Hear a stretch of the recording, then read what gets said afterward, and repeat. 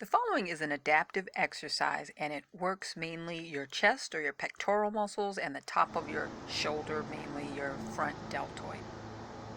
So if you're unable to bend all the way over towards the floor, you can use a couch like I'm doing here, or you could use your bed. But once you lean over, you'll walk out as far as you can on the couch or bed and perform a push-up by bending at the elbow and lowering your body down, and then walking yourself back with your hands to your upright position. Again, this is great to do as an alternative if you are unable to lean all the way over and walk out to perform a walkout push-up on the floor.